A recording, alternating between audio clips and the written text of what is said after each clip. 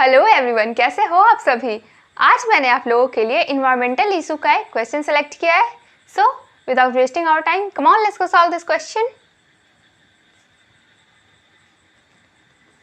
Question में आपको दो स्टेटमेंट दे रखा है। आपको चूज करना है कौन सा स्टेटमेंट करेक्ट है एंड कौन सा इनकरेक्ट है। उसके बेस पे आपको ऑप्शन टिक आउट करना है। तो चलिए चेक करते हैं कौन सा स्टेटमेंट करेक्ट है।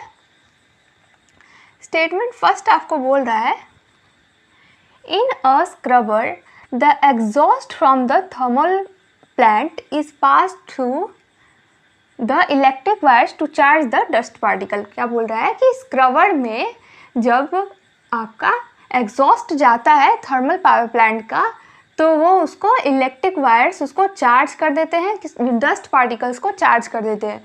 तो ये स्टेटमेंट रॉन्ग है क्योंकि स्क्रबर ऐसा नहीं करता है। ये जो स्क्रबर लिखा है ये रॉन्ग है।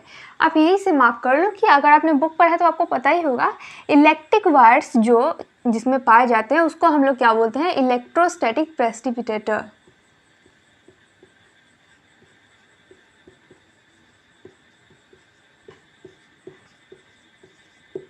इलेक्ट्रोस्टैटिक प्रेसिपिटेटर बोलते हैं।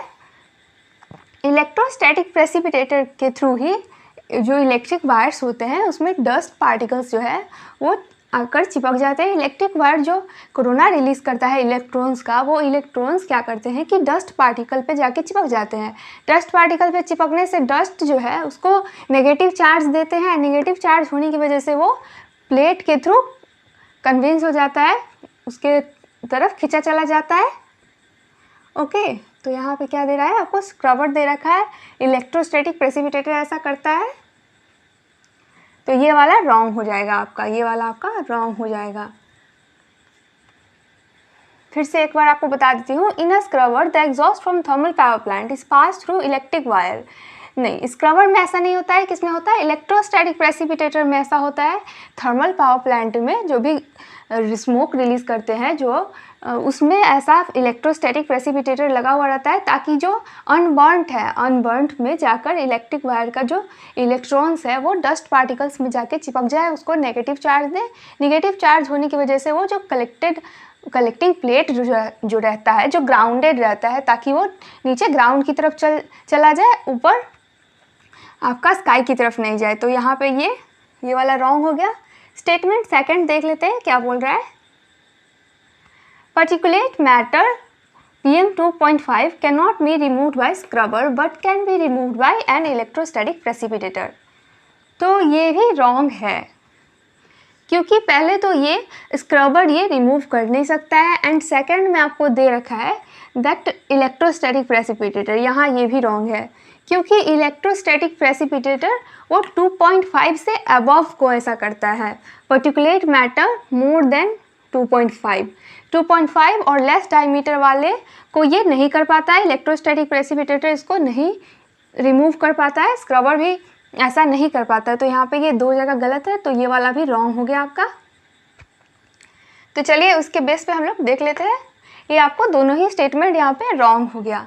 तो दे रखा है both the statement 1 and 2 are incorrect. Yes, first option आपका करेक्ट ऑप्शन हो जाएगा। बोथ ही स्टेटमेंट इनकरेक्ट है। Statement first is correct but 2 is incorrect. Statement first तो इनकरेक्ट है ही नहीं, सॉरी इनकरेक्ट है, यहाँ पे करेक्ट बोल रहा है, तो ये वाला तो रॉन्ग हो जाएगा। Statement 1 is incorrect, statement 1 is incorrect, 2 is correct बोल रहा है यहाँ पे, 2 वाला भी तो इनकरेक्ट है। Both the statement 1 and 2 are correct, ये तो एब्सोल्युटली ही रॉन्ग होगा क्योंकि बोथ ही गलत है, बोथ इनकरेक्ट है। तो यहाँ पे ये सॉल्व हो गया।